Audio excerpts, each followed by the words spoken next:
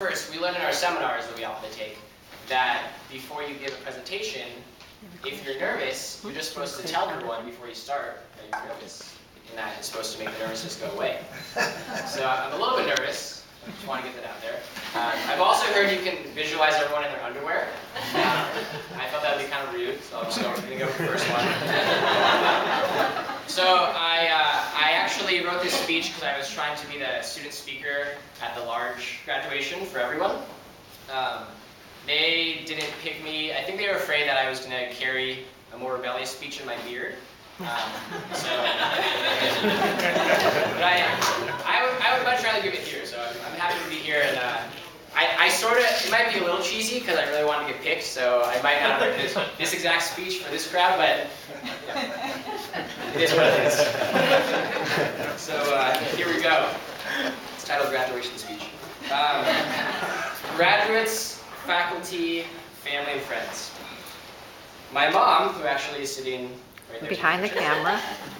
My mom always used to say, "Ryan, you're getting too big. I'm ordering you to stop growing." Well, Mom, I tried, but I couldn't help it. In fact, none of us could. We didn't listen, and we kept growing. And somehow, we went from wearing our shoes on the wrong foot in preschool to wearing caps and gowns, or in this case, flannel, on the verge of graduating college. I'm here today because I have an idea I want to share with you. And I want to speak it through one of my personal heroes, and one of the most courageous people who ever lived. That person is Cesar Chavez, who was a Mexican-American farm worker who fought for decades just a few hours from here to gain higher pay and better working conditions for his fellow farm laborers. He struggled endlessly to eliminate racial and economic discrimination, to improve the life quality of farm laborers, and to protect them from dangerous pesticides. Chavez once famously said, "We cannot seek achievement for ourselves and forget about progress and prosperity for our community. Our ambitions must be broad enough to include the aspirations and needs of others, for their sakes and for our own." I think that Chavez is a clarion call to all of us to wake up and connect to what we're actually doing here. From his life and from this quote, I want to take an idea, which I think is just two very simple words. And those words are connect and give. And so for connect, I first want to say I looked up connect and the etymology of it, where the word comes from, and it means literally what binds us together. And so I think it's kind of cool to think about what is it that keeps us sort of all together.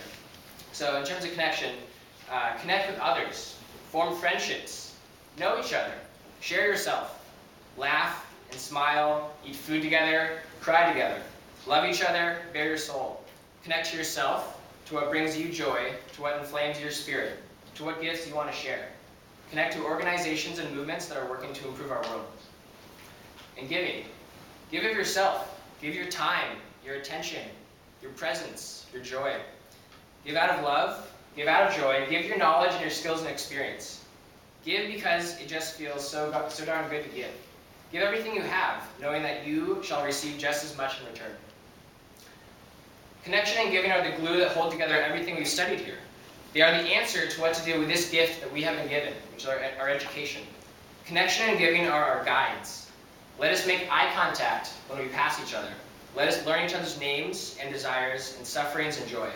Let us connect and give to the kind of just, thriving world that we all want to be part of. Because a world in which we connect to each other and give to each other is a world of healing, of peace, and of love. And what else are we doing here?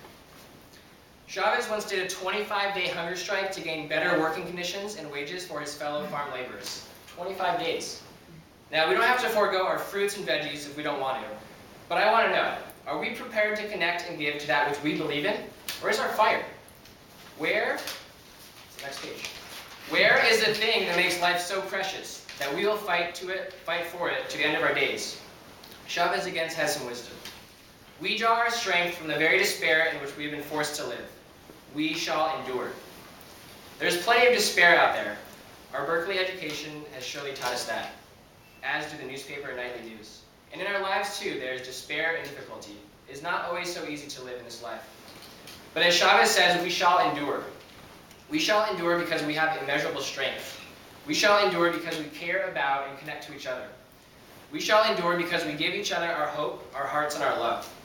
We shall endure because it is in our very nature to thrive, to create beauty out of strife. We shall endure because we are graduates of this university, and we can't be stopped. And Mom, even though we couldn't stop growing, I hope that we'll always be kids at heart.